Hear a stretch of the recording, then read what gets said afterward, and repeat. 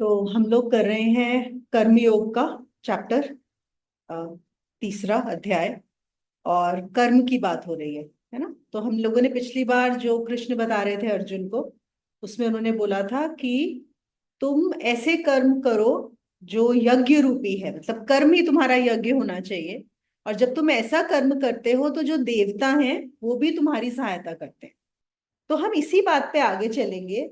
आज जो हमारे 12 से जो श्लोक लेने वाले हैं, 12, 13, 14, 15, 16, सब इकट्ठे ही हैं एक ही।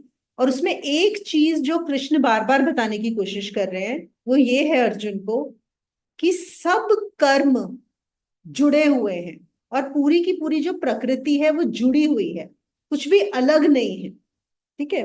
अब देखते हैं, जैसे 12, 13 में उन्होंने क्या बोला, पहले मैं पढ़ देती हूँ।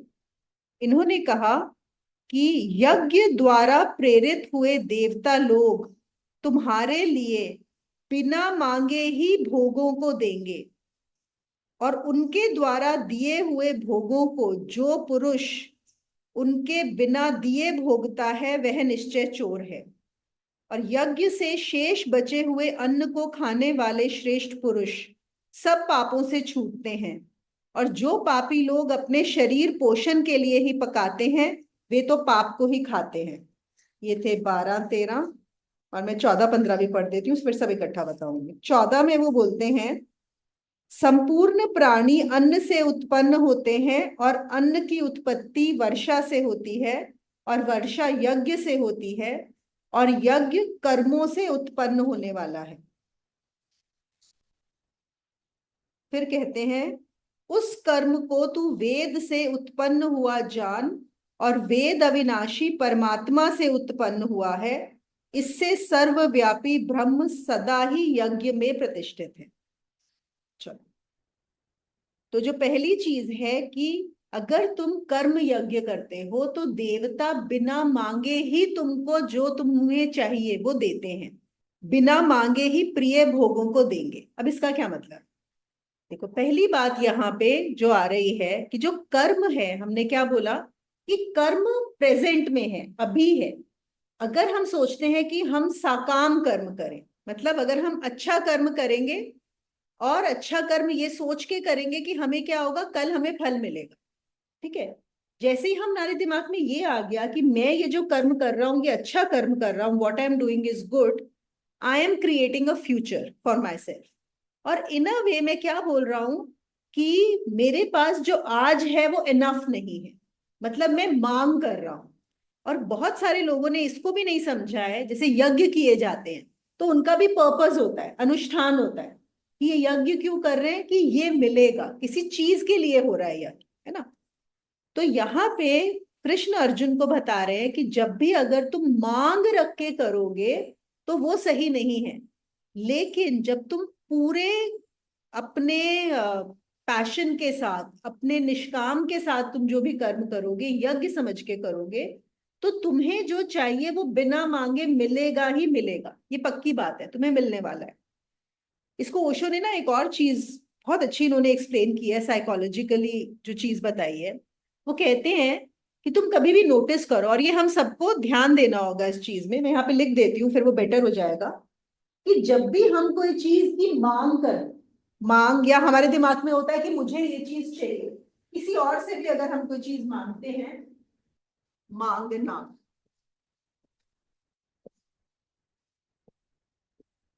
तो एक नेचुरली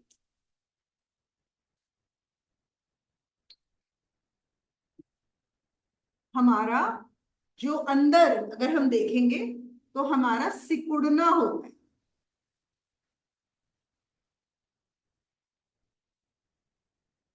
इसको हम बोलेंगे कॉन्ट्रैक्शन।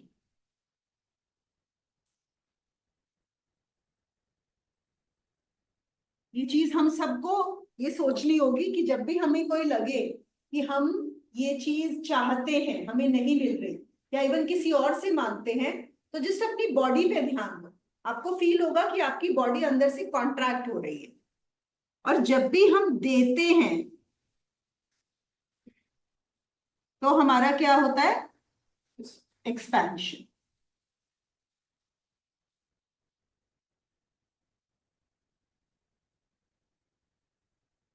क्योंकि जब भी हम कोई चीज दे रहे हैं, हम क्या, हमें लग रहा है कि हाँ मेरे पास बहुत है ना, मेरे पास है और देने के लिए भी है और मैं बहुत संतुष्ट हूँ, खुश हूँ, इसलिए तो दे रहा हूँ।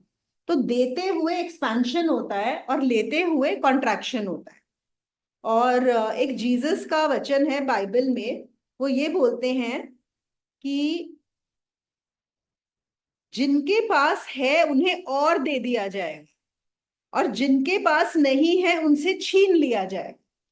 अगर देखा जाए तो बड़ा कॉन्ट्रोडिक्टरी स्टेटमेंट लगता है कि जिनके पास है उनको तो और दिया जाएगा, और जिनके पास नहीं है उनसे छीन लिया जाएगा। अब इसका क्या मतलब है? उल्टी बात लगती है, लेकिन बात क्या है कि जब भी आप मांगते हो तो आप क्या खबर दे रहे हो कि मेरे पास नहीं है, I don't have. That is the message you are giving to the universe, to the nature, that I don't have. और अगर तुम ये सोचते हो कि आई डोंट हैव, इन अ वे आप ये भी बोल रहे हो कि तुमने मुझे कम दिया है। मतलब मुझे पता है मुझे क्या, मेरे पास क्या होना चाहिए, और तुम्हारे हिसाब से मेरे पास कम है, तो इसलिए तुमसे और ले लिया जाता है, तुम्हारा भी कॉन्ट्रैक्शन होता है। और जब भी देते हो तो एक्सपैंड होता है। तो कहते हैं कि जब भी आप मांगोगे, आप देखना आपके प्राण अंदर से कंप जाएंगे, भयभीत हो जाएंगे और डर पकड़ जाएगा। और एक डर क्या होता है जब भी मांगते हैं, क्या डर होता है? मिलेगा कि नहीं मिलेगा, ये आपके दिमाग में डाउट आ जाता है जैसे ही आप मांगते हो। अगर आपको श्योर होता कि मिलने वाला है तो आप ले ही लेते, है कि नहीं? जो चीज आप ले सकते हो तो आप ले ही लोगे।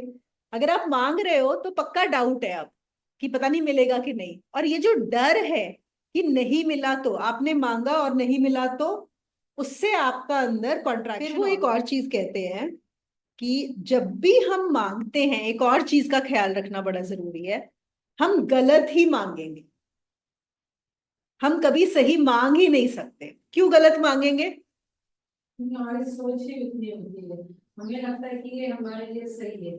आपने आगे का बिग पिक्चर देखा ही नहीं होता। हाँ बिल्कुल, हम सही मांग नहीं सकते क्योंकि हम सही नहीं है। क्योंकि अगर हम मांग रहे हैं इसका मतलब ही है कि हम सही नहीं है।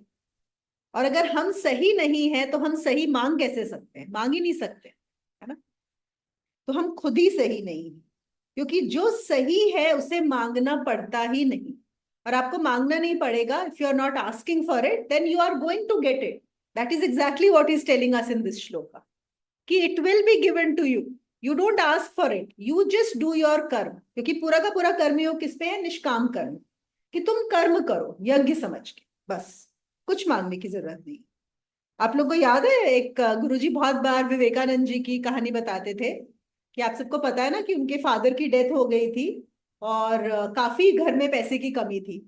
तो वो रामकृष्ण परमहंस के पास गए तो उन्होंने बोला कि क्यों नहीं जाके काली के आगे मांग ले, अंदर माँ है ना, जाके माँ से मांग। उन्होंने बोला अच्छा मांग लूं? उन्होंने बोला हाँ। तो वो अंदर गए विवेकानंद, बाहर आ गए, उन्होंने बोला मांग लिया? वो बाहर ही बैठे थे, वेट कर रहे थे। कहते नहीं नहीं मांगा। कहते क्यों नहीं मांगा? कहते जब अंदर गया तो पता नहीं मांगने का ख्याल ही नहीं आया। कहते अरे पागल, माँ है ना, जाके मांग। ऐसा फिर गए, फिर वहां बाहर आए, 3-4 बार अंदर गए, लेकिन मांग ही नहीं पाए। उन्होंने बोला कि जब मैं माँ के सामने जाता हूँ तो मांग ही नहीं पाता, मतलब लगता ही नहीं, मुझे लगता है कि मैं सम्राट हो गया, मुझे जरूरत ही नहीं लगती कि मैं कुछ मांग, तो ध्यान ही नहीं आता। बाहर आके ध्यान आता है कि कुछ मांग। तो वही बात। तो कृष्ण क्या बोल रहे हैं इस सूत्र में कि बिना मांगे ही जिस जो यज्ञ की भांति अपने जीवन को जीता है, दिव्य शक्तियां उसे बिना मांगे सब कुछ दे देती है ना? जो यज्ञ की भांति, अब हमें समझना क्या है कि यज्ञ की भांति जीवन को जीना क्या होता है। वो मैंने पिछली बार भी बताया था कि जैसे हम यज्ञ में आहुति दे देते हैं, है ना, डाल दिया स्वाहा, मतलब खत्म। अब हम उससे चिपके नहीं रहते। लेकिन हम अभी यहाँ पे क्या करते हैं, हम कोई भी कर्म करते हैं उससे चिपक जाते हैं। मैंने अच्छा किया था, मैंने उसके लिए ये किया था, लेकिन उसने मेरे लिए ये नहीं किया, मैं आज ये कर रहा हूं, है कि नहीं? और ये हमें हर समय क्या रहना है, सचेत। We have to become aware कि क्या ये मेरे मन में चल रहा है, क्या यहाँ पे एक्सपेक्टेशन आ रही है, क्या मुझे लग रहा है मैंने इसके लिए किया, और आज मैं इसके लिए कर रहा हूं, कल इसने मेरा साथ नहीं दिया तो क्या मेरे दिमाग में ये बात आएगी? तो ये पता होना चाहिए। फिर वो कहते हैं, यहाँ पे ओशो जो बताते हैं कि हमसे लेकिन यज्ञ रूपी कर्म हो ही नहीं पाता। क्यों नहीं हो पाता? क्योंकि हम अपने ऊपर भरोसा ज्यादा रखते हैं। हमें लगता है कि मुझे पता है मुझे क्या चाहिए, और मैं अच्छा कर्म करूंगा तो ही मुझे उसके फल मिलने वाले। ये है कि नहीं? जो कर्म में जो एक ये भी हमारी जो है ना कि ये अच्छे कर्म करके मुझे अच्छे फल मिलेंगे, तो आप क्या कर रहे हो? अपने कर्म को बहुत इंपॉर्टेंस दे रहे हो, अपने को बहुत इंपॉर्टेंस दे रहे हो। और वो कहते हैं जैसे ही तुम यज्ञ रूपी कर्म नहीं कर पाते और सोचते हो कि मांगने से मिलेगा, तो दिव्य शक्तियों से तुम्हारा संबंध टूट जाता है। तो ये एक और समझने की बात है कि अगर हमें उन दिव्य शक्तियों से कांटेक्ट करना है तो हमें मांगना छोड़ना होगा, क्योंकि उनको पता है हमारे लिए क्या सही है। एक और चीज उन्होंने बोला है यहाँ पे, इसी इन्हीं श्लोकों में जो आता है कि यज्ञ रूपी कर्म से तुम्हें जो भी मिले, मतलब एक तो तुम जो कर्म कर रहे हो तुम्हें जो भी मिल रहा है बिना मांगे, उसको पहले बांट दो। यहाँ पे उन्होंने ये भी बोला है कि जो देवताओं से मिलता है, अगर तुम उसको बिना बांटे अपने लिए इस्तेमाल करते हो तो तुम निश्चय चोर हो। क्योंकि वहां से जो भी मिल रहा है तुम्हें वो बांटने के लिए मिल रहा है, सिर्फ तुम्हारे लिए नहीं मिल रहा, वो दूसरों के लिए भी मिल रहा है। ये मत सोचो कि तुम्हारे लिए है। वो कहते हैं उसे शेयर करो। यह भी नियम है जीवन का, परम नियमों से एक, कि हम जितना बांटते हैं वो उतना बढ़ता है। तो यहाँ पे किस चीज को बांटने की बात हो रही है? आनंद को बांटने की, या जो भी आपको मिला है जो है देने के लिए। कबीर ने तो बोला है दोनों हाथों से उलीचिए। उलीचिए मतलब बस देते जाओ देते जाओ, लेने की तो सोचो ही मत। जो मिल रहा है बस बांटो, दो। यहाँ पे उषु को किसी ने पूछा कि आप बोलते हैं कि जो मिले वो बांट देना चाहिए, बांटने से बढ़ता है, तो क्या हम दुख भी बांट दें? देखो दिमाग में सवाल भी कैसा आता है ना, कि हमें अपना दुख भी बांट देना चाहिए। तो लेकिन क्या दुख बांटने से बढ़ता है या कम होता है? वो हमको लगता है, क्यों? हमें क्या लगता है? क्योंकि हम भरे हुए होते हैं। मतलब जैसे बोलते हो ना कि आपके दिमाग में गार्बेज भर गया, दुख का मतलब है कि बड़ी परेशानी उलझन गार्बेज है, आपने बाहर निकाल दिया। लेकिन आपने जो बाहर निकाला किसी और ने तो लिया ना, आपने किसी और को तो पास ऑन किया। अच्छा ये बताओ, ऐसा नहीं होता कई लोग आके अपना दुखड़ा सुना जाते हैं और परेशान कर जाते हैं? कई लोगों का बॉदर नहीं होता, पर कुछ लोग जिनको हम इंपॉर्टेंस देते हैं, हमारी फैमिली फ्रेंड्स होंगे, तो हम परेशान हो जाते हैं उनके दुख से। तो दुख क्यों बांटना है, दुख क्यों बढ़ाना है? और कुछ नहीं है, बस हम अपना दुख, हमें लग रहा है थोड़ी देर के लिए टेम्परेरीली लगता है कि कम हो रहा है, कम होता नहीं है। तो लेकिन इंसान का सवाल देखो कैसे आता है। ये नहीं आता कि आनंद के कैसे बांटू, जो मुझे मिला है कैसे बांटू, दिमाग में ये आता है अच्छा आप बांटने की बात कर रहे हो तो दुख बांट ले अपना। तो इस श्लोक का जो मेन है वो ये है, कृष्ण कह रहे हैं कि वह पुरुष श्रेष्ठ है जो पहले बांट देता है और फिर जो बचता है उसमें भी संतुष्ट रहता है। बस जो बचता है देने में ज्यादा समर्थ है। और बहुत सारे ऐसे लोग रहते हैं जो रोकने में समर्थ होते हैं, कि देना चाहते ही नहीं। याद है हम लोगों ने वो एक आदमी की पिछली बार बात की थी, जो मरते वक्त भी अपना सारा लेके डूब गया था, सब कुछ। और एक्चुअली चांस की बात है, अभी हम कुछ दिन पहले मैं और निवेद किसी को मिलने गए थे, तो वो जो हैं, जो अल्ट्रा रिच लोग हैं अमेरिका के, उनसे कनेक्टेड है। और एक्चुअली उन्होंने यही बताया कि उन लोगों का जो प्लानिंग चल रही है, उनसे वो जो कनेक्टेड हैं, वो अपने मतलब बंकर्स बनवा बनवा के धन को, खजाने को दबा रहे हैं वहां पे। Actually they are doing that. और फिर मुझे उससे एक और चीज ध्यान में आई कि जैसे इजिप्ट में आप सबको पता है कि जो पिरामिड्स हैं, जहाँ पे ये फराओज की ममीज वो हैं, और साथ में बहुत सारा सोना चांदी भी रखा हुआ है वहां पे, पता ना आपको, खजाने भी रखे हुए हैं। क्योंकि उनका भी कहीं ना कहीं ये मानना था कि शायद या तो आफ्टर लाइफ में या कहीं ना कहीं होगा कि हम आएंगे तो हमारा पैसा है हमें ही मिलना चाहिए। तो इनकी जो थॉट प्रोसेस है, जो बहुत ज्यादा रिच लोग हैं, मतलब trillionaire, not even billionaire, trillionaire की बात हो रही है यहाँ पे, वैसे वाले लोग, उनको यही है कि हम अपने पैसे को कैसे बचा लें, अपने धन को कैसे बचा लें, या हम अपनी लाइफ को कैसे लंबी करें ताकि हम ही इस धन को भोगते रहें। और उस धन को भोगने के लिए कि हम ना मरे और हम ही भोगे, मतलब इट इज शॉकिंग कि they are ready to go to any length, अगर उसके चक्कर में उन्हें हजारों लाखों लोगों को मारना भी पड़े, they are ready for that. ऐसे लोग एक्चुअली में हैं, अभी भी हैं। और फिर मैं एक और पढ़ रही थी जिसमें पता लगा कि जो रशिया का जो लास्ट किंग था, जार बोलते थे ना, सीजेड जार जो था, वो कहते हैं उसने इतना पैसा था, उसके पास इतना खजाना था कि अगर हम आज अपने ये इस पूरे वर्ल्ड का भी खजाना लेना, उससे भी ज्यादा उसके पास था। और वो कहीं दबा के चला गया है, उसने कहीं तो दबाया जो आज तक नहीं मिला है। मतलब ये 1900 टेंस ट्वेंटीज की बात है, तब से वो खजाना नहीं मिला जो लोग ढूंढ रहे हैं। तो ये चीज है, एक वो वैसे लोग हैं जो दबाने में, रोकने में, इकट्ठा करने में लगे हुए हैं। और यहाँ पे जो कृष्ण बात कर रहे हैं, बिल्कुल उल्टी। वो कह रहे हैं कि तुम पहले दो, देने वाले बनो, और लेके कुछ नहीं होने वाला। अब इसमें इन्होंने जो एक बहुत अच्छा ये जो 14वां श्लोक है हमारा, तीसरे उसका, देखो। वो कहते हैं, जैसे हम हैं, अगर हम लोग प्राणी का शब्द इस्तेमाल करते हैं, उन्होंने बोला संपूर्ण प्राणी सृष्टि, हम सब लोग, हम कहाँ से आए हैं, ये हमारे शरीर कैसे बने हैं, अन्न से, है कि नहीं? All the bodies are made of the food. अगर फूड नहीं हो तो हम लोग सरवाइव ही नहीं करेंगे। अन्न कहाँ से आया है? उन्होंने यहाँ पे दिया है वृष्टि,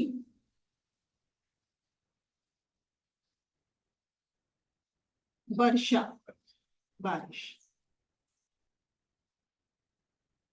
क्योंकि बारिश होती है तभी अन्न वो होता है ना। और वृष्टि उन्होंने बोला है, वर्षा होती है यज्ञ से। यहाँ पे यज्ञ का इन्होंने जो एक और मतलब बताया है, वो है हीट या फायर। और फिर वो बोलते हैं ये यज्ञ किससे होता है? कर्म से। और आगे जो अगले श्लोक आएंगे उसमें उन्होंने क्या बताया है, ये कर्म भी करने वाला कौन है? वो ब्राह्मण ही, ब्रह्म ही, वही है।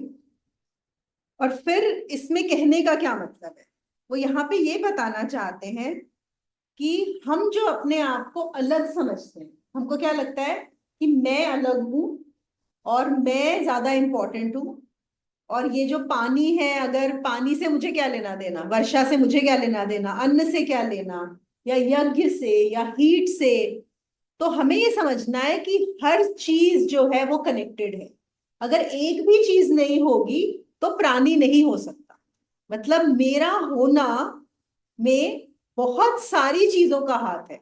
इन अ वे हम ये बोल सकते हैं कि पूरी सृष्टि का हाथ है मेरे होने में। क्योंकि अगर हम देखें यहाँ पे एलिमेंट्स भी सारे आ गए। अन्न क्या है?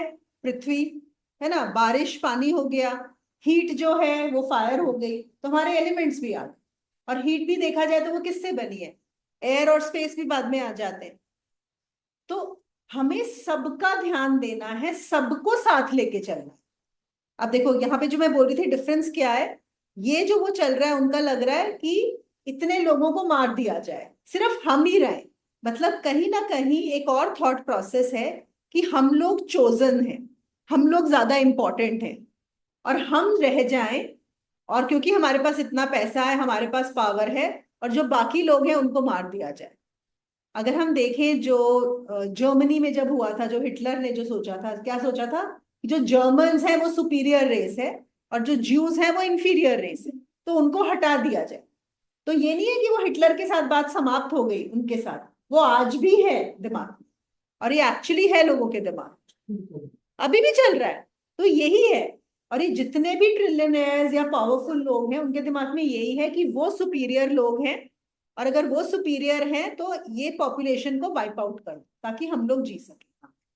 और यहाँ हमें क्या बता रहे हैं कि हर कोई कनेक्टेड है, यहाँ पे कोई सुपीरियर इंफीरियर है ही नहीं। मतलब वर्षा भी उतनी ही सुपीरियर है, पानी भी उतना ही सुपीरियर है, हवा भी है, पूरी की पूरी नेचर। एक बार आपको पता होगा कि ये जब इंसेक्टिसाइड आते हैं, ओके, तो एक जगह पे कुछ एक्सपेरिमेंट उन्होंने किया था कि पूरे उन्होंने बोला कि हम सारे के सारे वहां पे जो एक कीड़ा होता है उसको मार देंगे, क्योंकि वो कीड़ा जो है वो अन्न को खाता है। तो उन्होंने क्या किया, वो सारे कीड़े जो भी इंसेक्टिसाइड था उसको यूज करके सारे कीड़े वहां के मारे। तो लेकिन जब उन्होंने रियलाइज किया कि वहां के जो कीड़े मरे, तो उसके बाद क्या हुआ, वो जो चिड़ियाएं थी वो कीड़ा खाती थी, तो वो चिड़ियाएं भी मरना शुरू हो गई।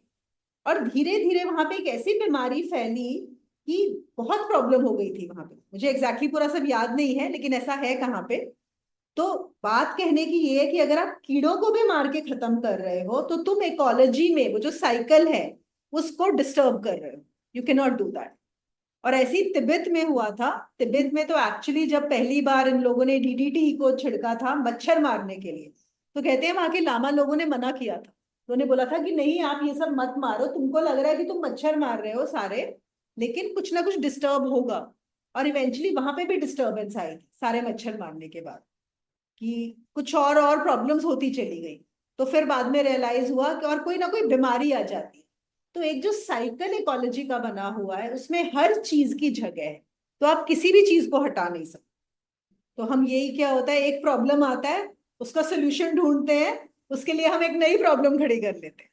वो जो प्रॉब्लम है उसका वो तो सोल्यूशन हो नहीं पाता, कुछ और ही प्रॉब्लम एक और खड़ी हो जाती है। ये तो है ही, बिल्कुल। तो ऐसे बहुत सारी चीजें हैं। और बात यही है कि इकोलॉजी की हमारा जो पूरी प्रकृति है, नेचर है, हम सब मिलके चल रहे हैं, मतलब सभी एक है, इकट्ठा है, इसको आप अलग नहीं कर सकते। और प्रकृति में कुछ कुछ ऐसी भी चीजें देखी गई हैं। तो ओशो ने यहाँ पे एक और चीज बताई है, बड़ी इंटरेस्टिंग, जो मुझे लगी, कि जब भी कोई वॉर होती है, ये एक चीज बहुत बार नोटिस की गई है, even first world war, second world war, जहां जहां पे भी वॉर हुई है, कि वॉर होने के बाद सडनली जो बच्चे पैदा होते हैं अगले, उसमें मेल ज्यादा पैदा होते हैं एज कंपेयर टू फीमेल्स। और ये हर बार जहां वॉर हुई है ये नोटिस किया। तो वो कह रहे हैं कि नेचर को कैसे पता, मतलब क्या होता है, क्योंकि वॉर में ज्यादा मेल डेथ्स होती है ना, तो वो कहीं ना कहीं मतलब पूरा जो प्रोसेस, जो पूरा सिस्टम बना हुआ है उसके अंदर वो भी एक चीज है, उनको पता है कि अभी मेल्स वाला कम हो गया है, तो उस बैलेंस को रखना। तो जो नेचर है वो हर तरह से बैलेंस बना के रखने की कोशिश करती है। इनफैक्ट अभी ये तो चल रहा है, हम बात कर रहे हैं इकोलॉजी की इस प्लैनेट की। अभी आपको पता है ना एलियंस का कितना कॉमन होता जा रहा है, it is coming so much out. अभी तो बोल रहे हैं कि कुछ टाइम में तो काफी सब लोग ही देख पाएंगे, मतलब the connection that has been made with aliens. तो मैं एक डॉक्यूमेंट्री देख रही थी, उसमें उन्होंने बताया कि जो गल्फ ऑफ मेक्सिको है, वहां पे ये बहुत हरिकेन्स आते थे, हरिकेन, और वो ये क्या होता है, और जो पानी का आता है, सुनामी, सुनामी आता था। तो कुछ अबाउट 50 इयर्स बैक ऐसा हुआ कि वहां पे उन्होंने बहुत सारी वही यूएफओज देखे थे, कि काफी लोगों ने उस एरिया के अंदर। और वहां पे वो लोग ऐसा भी मानते हैं, उसको बोलते हैं, जैसे हम यूएफओ में क्या बोलते हैं, unidentified flying object, they call it USO, unidentified submerged object. तो जैसे हवा में नजर आते हैं, वो कह रहे हैं कि इवन इन द ओशियन बहुत सारे ऐसे अनआइडेंटिफाइड जो बाकी प्लैनेट से आए हैं, वो लोग हैं जो रह रहे हैं वहां। तो गल्फ ऑफ मेक्सिको में तब जब वो पहले आते थे, उसके बाद काफी लोगों ने वहां पे एक्टिविटी देखी, और फिर वहां पे यूएसओ लोगों ने देखे हैं कि वो पानी में जाते हुए, कि कोई चीज है जो जा रही है, और उसके बाद से वहां पे वो आने बंद हो। तो वो लोग जो है, मतलब they really like, they are very happy, क्योंकि हर बार इतना सब डिस्ट्रक्शन होता था, कुछ होता था। मैंने कहा देखो, कहीं से वो एलियंस भी आके जो हैं वो कुछ ऐसा कर रहे हैं कि सपोर्ट हो रहा है, वो सेफ्टी हो रही है वहां। तो क्या कह रहे हैं, इकोलॉजी का मतलब है कि जिंदगी एक परिवार है, उस परिवार में सब चीजें जुड़ी हैं, सब संयुक्त है, एक जॉइंट फैमिली है। सड़क के किनारे पड़ा हुआ पत्थर भी आपकी जिंदगी का हिस्सा है। तो एक पत्थर को भी ये मत सोचो कि अरे ये तो पत्थर है और मैं कुछ हूं, नहीं, वो भी आपकी पार्ट है, वो कहीं ना कहीं, that is also. So just you are one, मतलब don't think of yourself as separate from anything, it is just one. और एक मजे की बात है, देखो, हम क्या कभी भी अपने को विदाउट द वर्ल्ड देखते हैं क्या? कभी ऐसा होता है? इवन ड्रीम्स में भी, the moment we are there, there is also a world that exists. Yes. There are people who exist, there are buildings that exist. So The thing is that individual and the world, they appear and disappear together. तो जब as an individual when we disappear, even the world disappears for that particular individual. तो आप ही उस चीज को create कर रहे हो, आप ही उसका हिस्सा हो, आप ही का क्रिएशन। समझने वाली बात तो मेन वही है। अब उसमें लगेगा कि अच्छा, अगर मेरा क्रिएशन है फिर ये लोग कौन है सारे मेरे क्रिएशन, है ना। अब ड्रीम में कौन होते हैं जो ड्रीम में नजर आते हैं, इतने सारे लोग कौन होते हैं, कहाँ से आते हैं, बाहर से आते हैं क्या कहीं, या आपके माइंड से ही आते हैं? आप ही का क्रिएशन। तो अगर इस समय हम सब सोचें, तो अगर ये मेरा ड्रीम है तो आप सब मेरी क्रिएशन में हो, अगर तुम्हारा ड्रीम है तो हम सब तुम्हारी क्रिएशन में। And while we may be thinking that we are in the same world, but हर किसी का वर्ल्ड बिल्कुल अपना है, क्योंकि सिर्फ जो बाहर नजर आ रहा है वो नहीं है, जो अंदर चल रहा है that is the real thing. फिर एक और यहाँ पे बहुत अच्छा है उन्होंने जो बोला है कि जब कृष्ण कहते हैं अन्न से बनता है मनुष्य, तो वो यह कह रहे हैं कि पदार्थ और चेतना में कोई बुनियादी भेद नहीं है। There is no difference between matter and spirit. दोनों एक ही चीज है। पदार्थ से ही बनती है आत्मा और आत्मा से ही बनता है पदार्थ, दोनों एक ही हैं। समझ रहे हो इस बात को कि जो जो पदार्थ नजर आ रहा है, जो मैटर नजर आ रहा है, लेट अस से हमें ये कमरा नजर आ रहा है, right, we can see the walls, so that is also made of the spirit. Everything has a spirit also, and that spirit is also made up of that matter only. Basically they are just one, they are being seen as separate, but they are both one only, the spirit and the matter, पदार्थ और चेतना। जो चेतना है वो कभी भी पदार्थ बन सकती है, उसके अंदर पोटेंशियल है पदार्थ होने का, look at it that way. और जो पदार्थ बना हुआ है अंदर वो चेतना ही है which has taken the form of पदार्थ, है ना। दैट दोनों एक ही चीज है। इसका मतलब सिर्फ इतना है कि पदार्थ भी पदार्थ नहीं है, इसमें भी जो छिपी हुई है वो है गुप्त आत्मा। जो हमें पदार्थ नजर आ रहा है, जो मैटर नजर आ रहा है, that is nothing but that awareness, the spirit, the unmanifest. आप अन्न खाते हैं, वह खून बनता है, हड्डियां बनता है, चेतना बनता है, होश बनता है, बुद्धि बनता है, वही अन्न से बनता है सब। और निश्चित ही जो अन्न बनता है वह उसमें छिपा है, वह भी जीवन है। मतलब it is already there in that अन्न ऑल्सो, तभी तो वो कन्वर्ट हो पा रहा है, वो चीज जो चेंज हो पा रही है। We can say energy, unmanifest, that which can not be seen. तो यहाँ पे जो हम बात कर रहे हैं awareness, we are thinking awareness in terms of the ज्ञान मार्ग पॉसिबिलिटी, दैट अवेयरनेस। बट वो अवेयरनेस भी देखा जाए तो क्या है, यहाँ पे कुछ है ही नहीं, एम्प्टी है ना। तो that empty only which has the potential of everything, उसको हम स्पिरिट भी बोल सकते हैं। So don't get confused in the way the words are being used. It is about understanding the essence of that whatever form, हम इसको formless भी बोल सकते हैं, है ना। तो what is being said is that whatever is the form, उस फॉर्म के अंदर ही फॉर्मलेस है। That formless only has taken that form. So in अंदर क्या है, इनहेरेंट क्या है, इट इज फॉर्मलेस। अभी हम यहाँ पे इतने सारे लोग, ये सब चीजें अलग अलग अलग नजर आ रही हैं।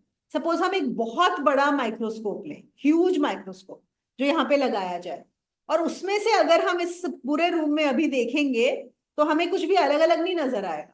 All that would be seen are electrons, protons, isn't it eventually. और उसमें कोई जो बहुत स्ट्रांग होगा वो क्या देख पाएगा, सिर्फ एनर्जी।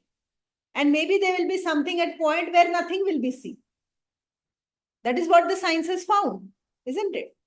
या कोई भी चीज तोड़ते जाओ तोड़ते जाओ तोड़ते जाओ, अंदर क्या मिलता है? अंदर तो वही इलेक्ट्रॉन, प्रोटॉन, न्यूट्रॉन, और फिर उनके भी अंदर क्या है, कुछ नहीं है, खाली है। हाँ, फिर उसको गॉड पार्टिकल बोल दिया गया है, but actually there is nothing. यहाँ पे इन्होंने एक और चीज बोली है, वो कहते हैं कि यज्ञ का अर्थ है परमात्मा को समर्पित लोग।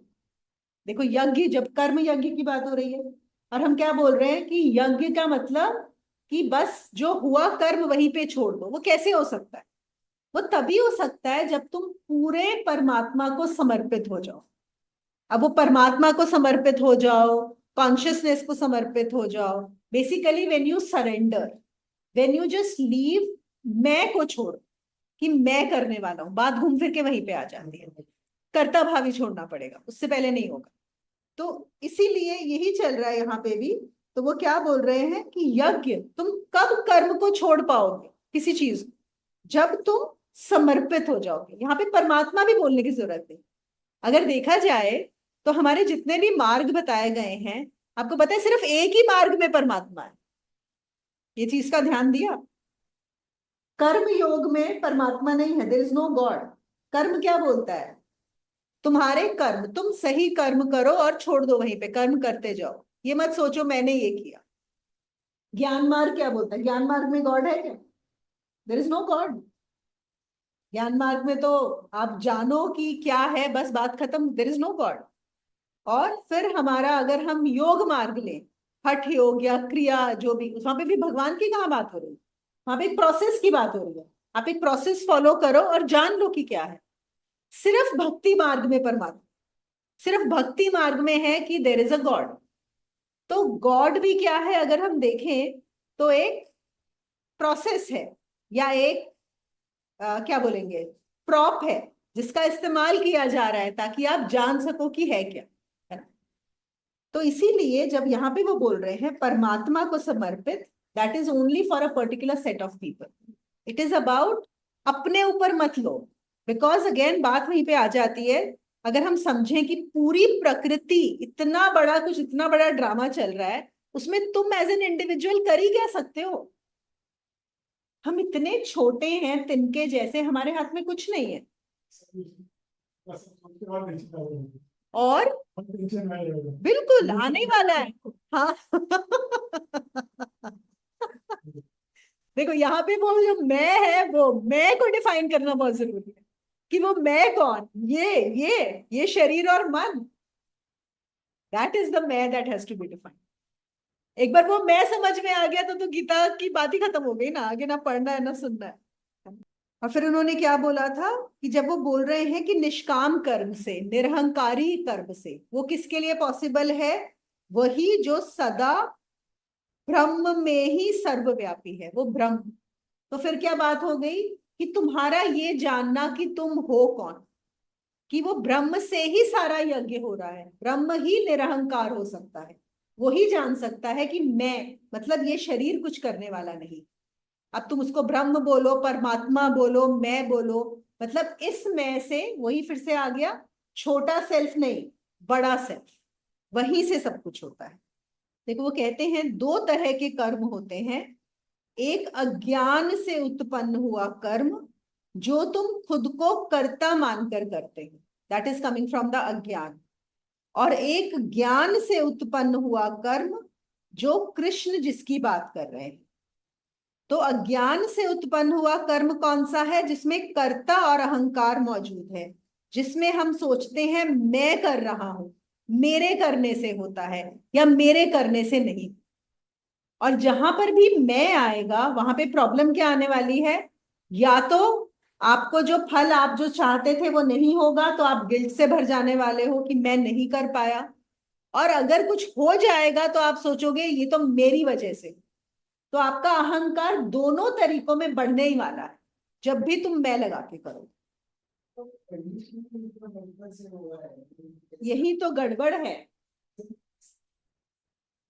तो यही तो अनलर्निंग, यही तो बात हो रही है कि जैसे हमारा जो एजुकेशन सिस्टम है, बेसिकली तो हमारी कंडीशनिंग ही करेक्ट होनी चाहिए। तो जो हमारा, अगर जो हमारे पहले चार आश्रम थे, जो ब्रह्मचर्य आश्रम बताया गया था, और उसमें गुरु लोग, जो गुरु होते थे, वो एक्चुअली वो थे जो जानते थे।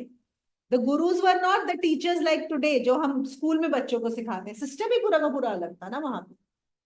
और एक और चीज मैं पढ़ रही थी, जैसे क्या होता है आजकल, अगर कोई बच्चा कुछ गलती करता है तो वहां पे क्या होता है, teacher is telling the student कि तुमने ये गलती किया, या उनके पेरेंट्स को बुला रहे हैं, या जो भी चल रहा है।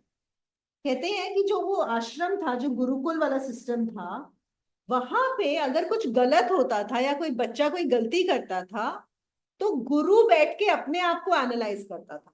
गुरु ये देखता था कि मैंने कहाँ पे गलती कर दी, या फिर मेरे उसमें कहाँ, अगर मेरी वाइब्रेशन में गड़बड़ है, वो कहते हैं कि उसकी वाइब्रेशन से भी एक एनवायरनमेंट बनता था कि मेरी वाइब्रेशन में कहीं वो आ गई है या मेरे ज्ञान में गलती हो गई है।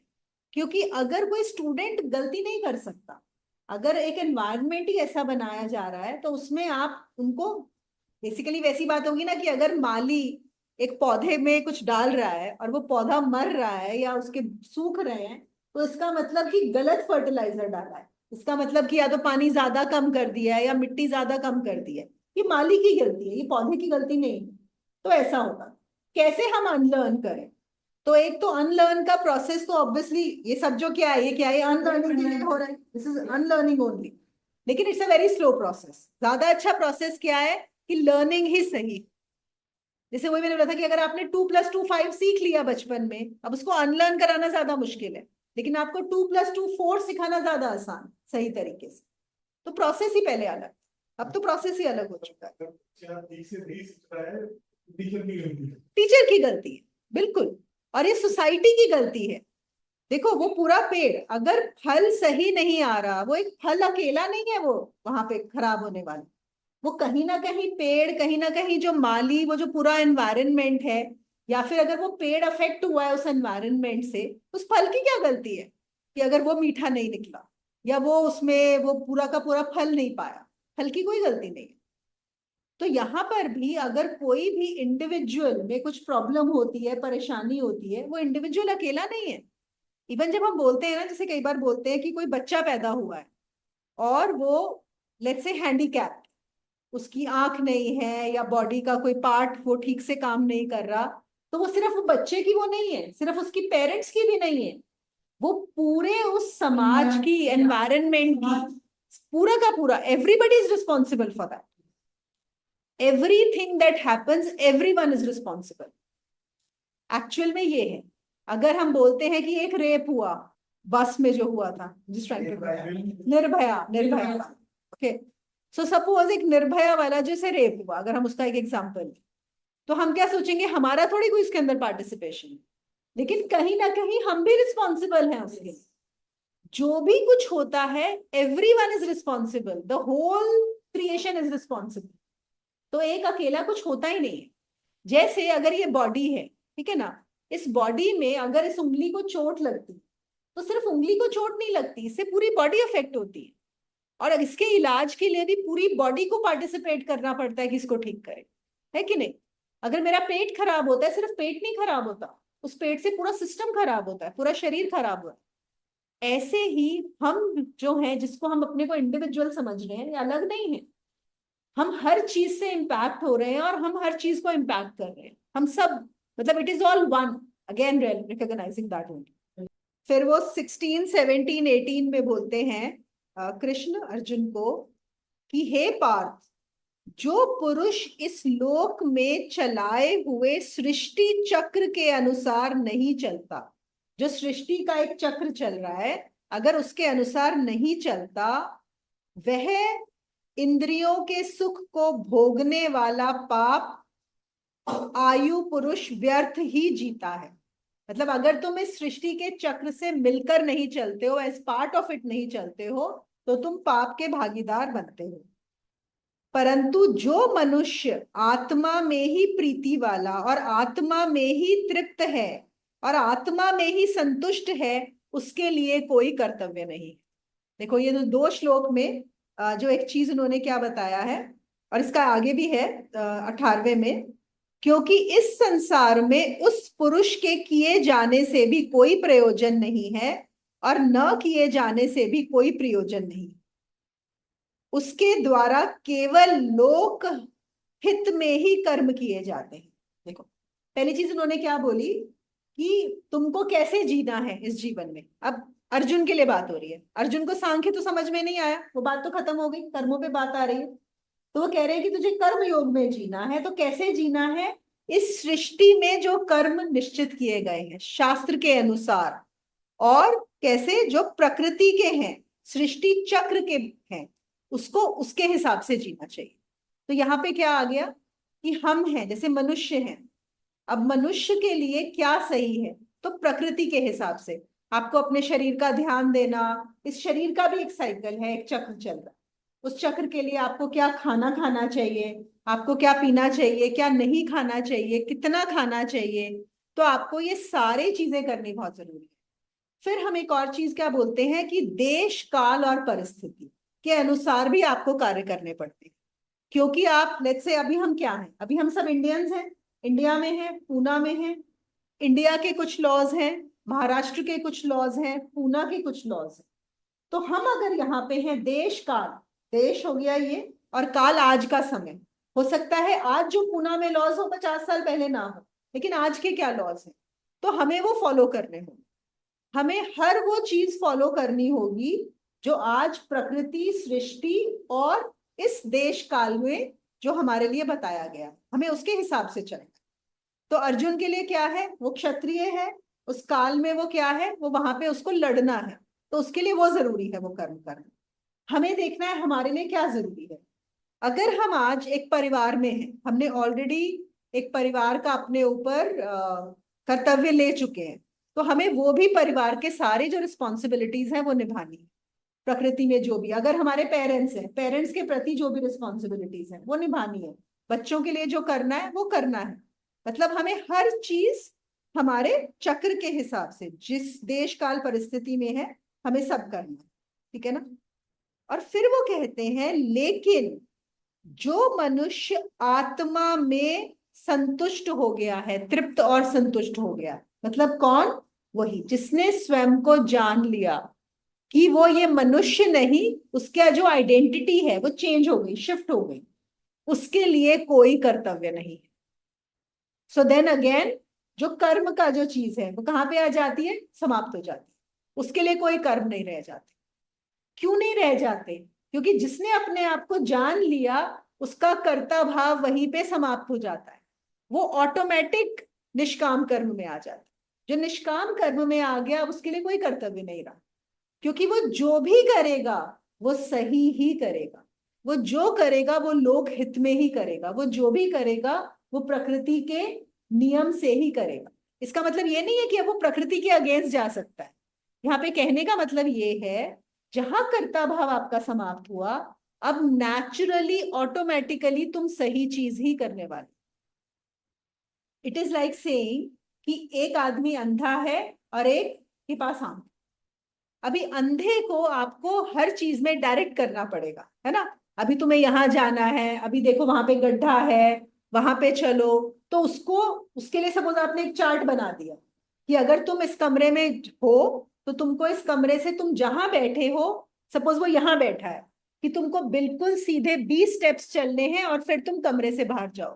करेक्ट। अभी अंधे को तो वो प्रोसेस फॉलो करना पड़ेगा ना। अगर वो प्रोसेस फॉलो नहीं करेगा तो क्या करेगा, वो गड़बड़ हो जाएगा। अगर वो लेफ्ट या राइट में जाएगा तो वो बाहर नहीं निकल पाएगा इस कमरे से। लेकिन क्या आंख वाले को ये प्रोसेस देने की जरूरत है, नहीं जरूरत, क्योंकि वो खुद देख सकता है। चाहे वो यहाँ है, चाहे वो वहां है, चाहे वो कहीं पर भी हो, वो अपने आप ही बाहर निकल जाएगा। उसके लिए प्रोसेस की जरूरत नहीं। तो ये समझ में आ गया कि कैसे उसके लिए कोई कर्तव्य नहीं है, है ना। तो जो आत्मा में संतुष्ट हो गया, जिसने स्वयं को आत्मा जान लिया, उसके लिए कोई कर्तव्य नहीं। क्योंकि वो अपने आप जहां भी होगा वो रास्ता निकाल लेगा, वो सही ही जाएगा, वो दीवार से नहीं टकराएगा। इसको कर्तव्य की जरूरत है, क्योंकि अगर ये प्रोसेस फॉलो नहीं करेगा तो दीवार से टकरा जाएगा। जिसने जान लिया वो, अवेयरनेस भी एक्चुअली एक पॉइंट तक होता है, उसके बाद अवेयरनेस की भी जरूरत नहीं होती। That also drops off. There is no need of awareness. बस वो सही ही करेगा, वो जो करेगा सही ही होगा। उसको ये भी जानने की या सोचने की या उसमें रहने की जरूरत नहीं है। वो नेचुरली उसमें हो जाता है। 19 और 20 में वो कहते हैं,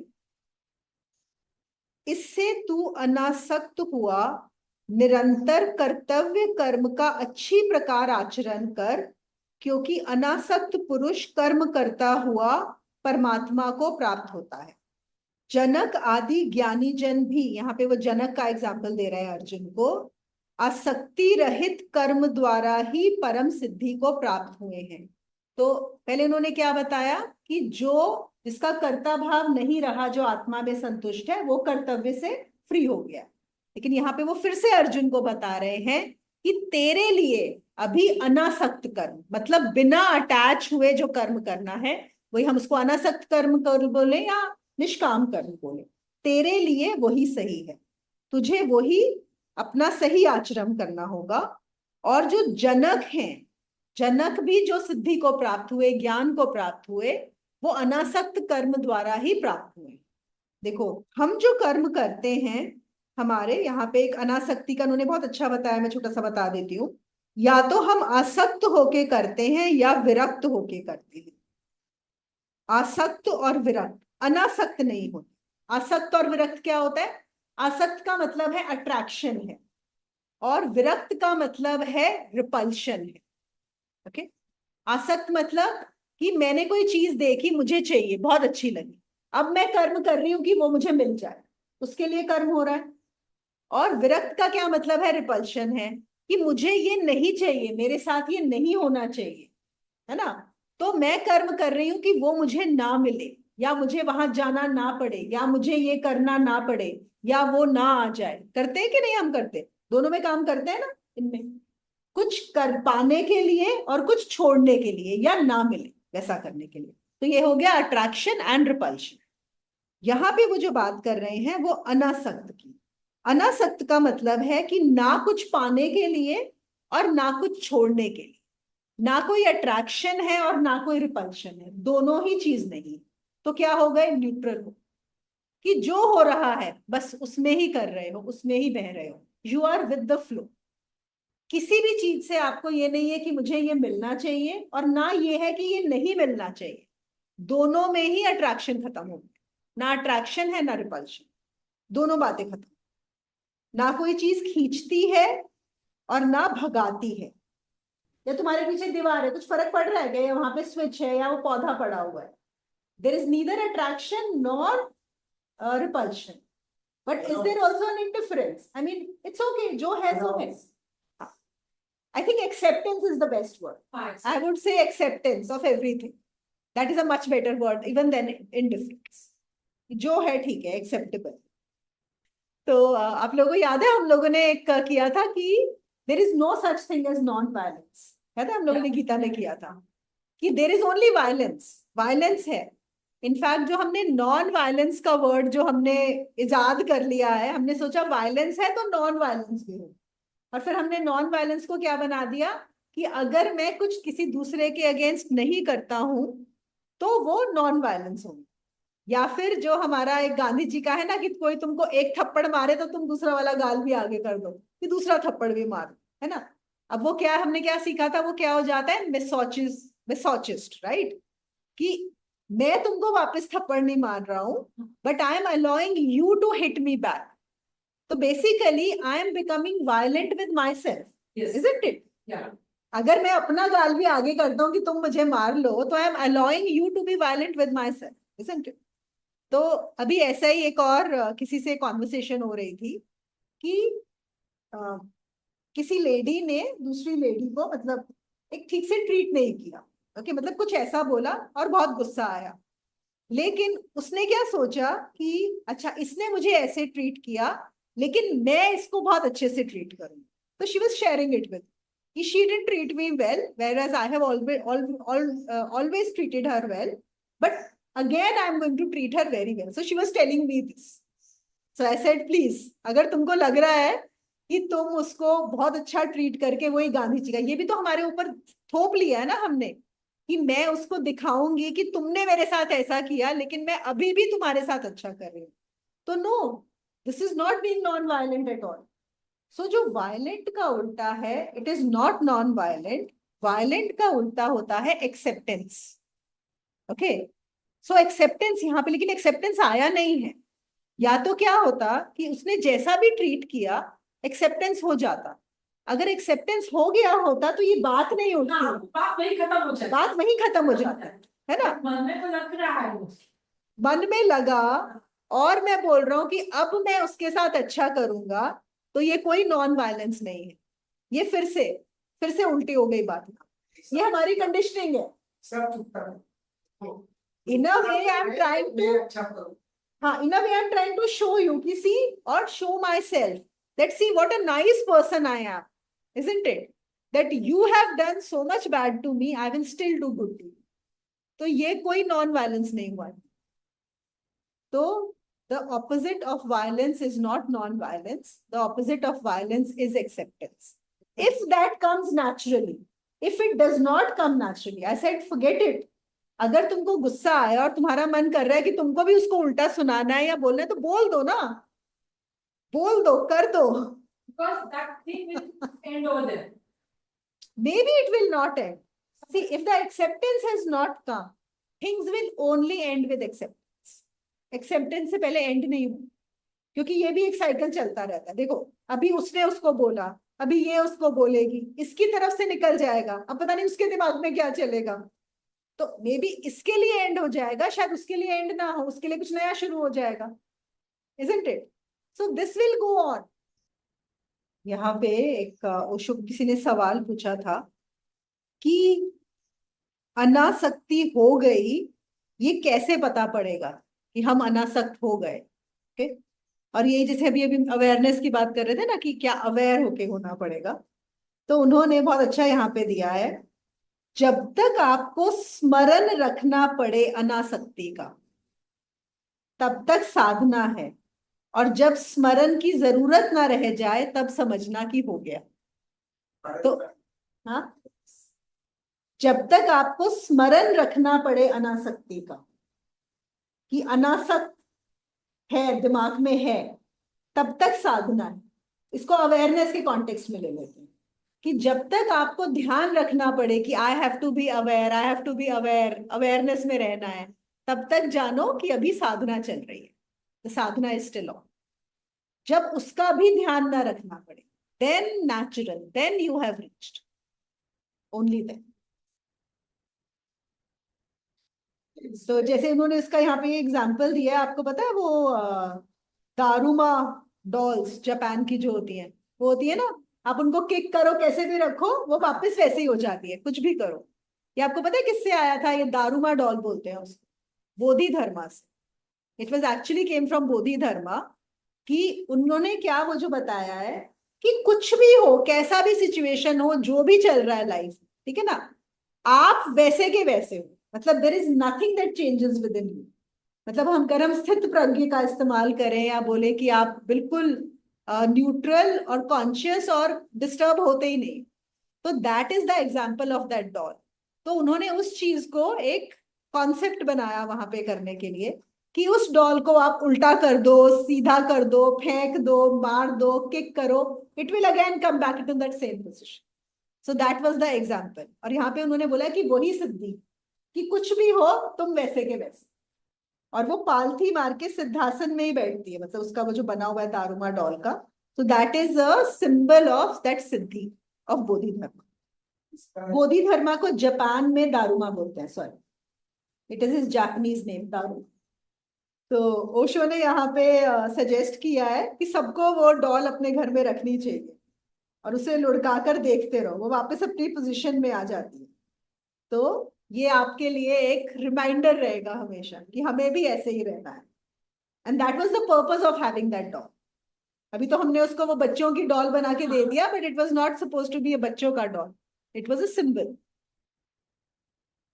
दुख आए, सुख आए, सक्सेस, फेलियर, कोई जिए कोई मरे, तूफान आए, बैंकरप्ट हो जाओ, दिवालिया हो जाए, मौत आ जाए, आपके भीतर जो चेतना है वो हमेशा सिद्धासन लगा के वैसी की वैसी ही रहती, दैट डज नॉट चेंज। चलो एक लास्ट श्लोक कर लेते हैं, 21वां। और यहाँ पे उन्होंने अर्जुन को बोला है कि श्रेष्ठ पुरुष जो जो आचरण करता है, अन्य पुरुष भी उसके अनुसार ही बरतते हैं। वह पुरुष जो कुछ प्रमाण कर देता है, लोग भी उसके अनुसार बरतते हैं। तो यहाँ पे क्या है कि पहले तो उन्होंने उसको बताया है कि तेरा कर्म कैसा, और यहाँ पर कि श्रेष्ठ पुरुष बोला है अभी, कि अर्जुन जैसे क्षत्रिय है, कि अगर तू क्षत्रिय होके आज भाग जाएगा तो you will be setting an example for others, कि बाकी लोग भी भाग जाएं। और तू आज को खड़ा होके लड़ेगा तो तू you will be setting an example. तो वो कह रहे हैं कि जो भी श्रेष्ठ है, जो भी रोल मॉडल है, जो भी लीडर है, उसका कर्म ऐसा होना चाहिए ताकि उसको पता होना चाहिए कि जो बाकी लोग हैं वो उसको इमिटेट करें। क्योंकि हमारी जो नेचुरल टेंडेंसी है, देखो बच्चा कैसे सीखता है, आपने देखा छोटे बच्चे इमिटेट करके सीखते, जो बड़े करते हैं उसको इमिटेट करते हैं, that is how we learn. लेकिन वो कह रहे हैं कि सिर्फ छोटे बच्चे नहीं, बड़े भी इमिटेट करते ही रहते, बड़े भी हर चीज इमिटेट करके करते। अगर हम आज भी हम वो कपड़े पहनते हैं जो दूसरे पहन रहे हैं या जो फैशन में है, अगर हम वैसा घर बनाते हैं जो हमारे फ्रेंड्स का है, हमें वैसी ही गाड़ी चाहिए जो दूसरों की है कि नहीं, हमें भी वही पार्टीज में जाना है जो दूसरे लोग जा रहे हैं, तो क्या हो रहा है, हम अभी भी बच्चे ही है ना, इमिटेट कर ही रहे हैं। तो श्रेष्ठ पुरुष को अपना आचरण वो रखना है, सही रखना है, उसको पता होना चाहिए कि बाकी लोग उसको फॉलो करने वाले। हम क्यों इन्फ्लुएंसर्स का यूज करते हैं, हम क्यों ये जो एडवर्टाइजमेंट वाले हैं इतने बड़े बड़े, जो भी नोन लोग होते हैं, जो फेमस लोग होते हैं, क्यों इस्तेमाल करते हैं कि वो ये साबुन इस्तेमाल करते हैं, वो ये शैम्पू लगाते हैं, वो ऐसे घर में रहते हैं, वो ऐसे कपड़े पहनते हैं अपनी शादी पे। आजकल देखा है हर किसी की शादी जो है, जितने भी ये फेमस है, अगर आप जाओगे इसमें गूगल में भी, सोशल मीडिया में, अभी अंबानी की शादी में किस किसने क्या क्या पहना, that everybody is following them only, isn't it. तो वो ये बता रहे हैं कि अगर तुम उस श्रेणी में आते हो तो अपने कर्म ऐसे रखो, ये जानते हुए कि सब लोग तुम्हें फॉलो करने वाले, तुम्हारे आचरण, तो तुम्हारा आचरण सही होना चाहिए। जैसे गुरुजी बताते थे ना कि जैसे परमहंस योगानंदा थे, उन्होंने उन्होंने तो ऑलरेडी उनको पता था कि उस दिन समाधि लेने वाले थे जो लास्ट डे थे, लेकिन उस दिन सुबह भी उन्होंने अपनी क्रिया पूरी की। क्या उनको जरूरत थी तब तक क्रिया करने की? नहीं। एक बार आपने जान लिया उसके बाद उनको जरूरत नहीं है, वो करें या ना करें, इट रियली डजेंट मैटर। देखो, हम जो बोलते हैं कि आपको क्रिया, एक बार आपने क्रिया सीखी आपको हमेशा करनी है, हाँ करनी चाहिए, लेकिन क्रिया भी, कोई भी कर्म जो है, क्रिया भी आपको क्रिया से छुड़ा भी देना चाहिए। क्रिया भी तभी सफल होगी जब क्रिया आपको क्रिया से छुड़वा दे, वही उसकी सफलता है, that is the success of क्रिया। लेकिन उसके बाद भी आप करते हो तो आप अपने प्रेम के लिए करो, you may still do it, but it is not a necessity. See, गुरु भी क्या है, गुरु भी, गुरु की वैल्यू तभी है जब गुरु आपको गुरु से भी छुड़वा दे। अब सीढ़ी जो है, सीढ़ी पे आप चढ़ो, लेकिन एक पॉइंट पे सीढ़ी भी छोड़नी है ना, हमेशा थोड़ी पकड़े रहो, लास्ट रंग पे थोड़ी पकड़ के खड़े हो जाओगे कि अब नहीं छोड़ूंगी। हर चीज का इवेंचुअल फायदा तभी है जब आप उससे भी छूट जाओ। That is the real success of any process, anything. तो यहां पर लेकिन वो कह रहे हैं कि जो श्रेष्ठ पुरुष है उसको अपना आचरण सही रखना है, इसलिए वो अर्जुन को एक और रीजन दे रहे हैं कि तू आज युद्ध कर, क्योंकि बहुत सारे लोग तुझे फॉलो करें। ठीक है, तो आज यहीं पे खत्म करते हैं आज का सेशन।